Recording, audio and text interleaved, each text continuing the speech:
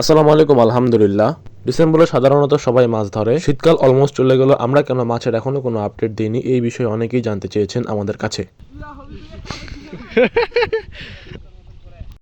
শীতকালে যে বাজারটা ছিল সেটা আমাদের কাছে কোনোভাবেই সুইটেবল লাগে নাই। একটু করে প্রতিদিন গরম পড়া শুরু হয়েছে, তাই ভাবলাম এবার আমরা আজকে একদিন মাছটা মারে দেখি এবং সাইজগুলো দেখি কি অবস্থা। আমাদের মাছগুলোকে বাজারে নিয়ে যাওয়ার কোনো প্ল্যানিং নাই আসলে। বাজারে নিয়ে গেলে ধলতা ধরবে, ভাড়া ধরবে, এগুলো অনেক ব্যয়বহুল। তাই আমরা চেষ্টা করছি নিজেরা জাল মারার। আমরা কোনো প্রকার কোনো রকমের জালুয়া নিয়ে আসি নাই, আমরা নিজেরাই জাল দিয়ে মারার চেষ্টা করছি। আপনাদের মনে পড়ে আমরা যে প্রথম মাছ ছাড়ছিলাম পুকুরে, বড় সাইজের মাছগুলো, সিলভার ব্রিগেড কাতলা মাছগুলো ছাড়ছিলাম। আমরা কিন্তু 4টা-5টা 1 কেজি এরকম সাইজের মাছ কিন্তু ছেড়েছিলাম। সেই মাছগুলো বর্তমানে আল্লাহর অশেষ রহমতে এক একটা 1.5 কেজি, 2 কেজি, 2.5 কেজি পর্যন্ত হয়েছে। আমাদের মনে আছে কিনা আমরা ছোট পুকুরে বাটা মাছের রেনু ডাইরেক্ট ছেড়েছিলাম। আল্লাহর রহমতে সেই রেনুটা এত পরিমাণে টিকছে যা কল্পনার বাইরে। আল্লাহর হুকুম ছাড়া এটা কখনোই পসিবল হইতো না ভাই, কারণ আমরা পুকুরে ডাইরেক্ট ছাড়ছিলাম রেনুটা, আমরা কোনো প্রকার নার্সিং করিনি। একটা জিনিস বুঝিয়ান, রেনু মাছ নার্সিং ছাড়া কখনোই পুকুরে ছাড়া যায় না। সেই জায়গায় আমরা পর্যাপ্ত নিয়ম মেনে এক্সপেরিমেন্টের জন্য আমরা রেনু মাছটাকে ডাইরেক্ট ছাড়ছিলাম। সেটা থেকে আলহামদুলিল্লাহ আমরা এত ভালো রেজাল্ট পাবো বাটাতে, সেটা আমি কখনোই কল্পনা করিনি।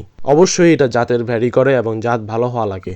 আমাদের এক্সপেরিমেন্টটা সফল হয়েছে এবং ইনশাল্লাহ আমরা নেক্সটে এভাবেই মাছ ছেড়ে দেখব। সবসময় যে আপনার চিন্তার সাথে কাজ হবে তা কিন্তু হবে না। সেজন্য পুকুরের পরিবেশটা বোঝা লাগবে আগে, এবং পুকুরের পরিবেশ অনুযায়ী কাজ করতে হবে আপনাকে। সর্বোপরি আল্লাহ উত্তম পরিকল্পনাকারী, এবং আমরা যে সরপুটিগুলো ছেড়েছিলাম সেটাও আলহামদুলিল্লাহ অনেক পরিমাণে টিকছে, কারণ সরপুটিটাও আমরা রেনু হিসেবে ডাইরেক্ট এক্সপেরিমেন্টের জন্য ছাড়ছিলাম। এই আস্তে আস্তে আস্তে আমরা ছোট পুকুর থেকে কিছু মাছ বড় পুকুরে দিচ্ছি, কারণ প্রচুর পরিমাণে মাছ হয়ে গিয়েছে এই বাটা আর সরপুটিটা, কিন্তু ছাড়ার সময় আমাদের হাত থেকে পিছলে যায়। খুব একটা অসুবিধা হয়নি, তবু আলহামদুলিল্লাহ। এবং সবসময় মাথায় রাখবেন, মাছ ছাড়ার সময় অবশ্যই পানিটা নাড়ায় দিতেই হবে, তাহলে অক্সিজেন সাপ্লাই তৈরি হবে অটোমেটিক্যালি।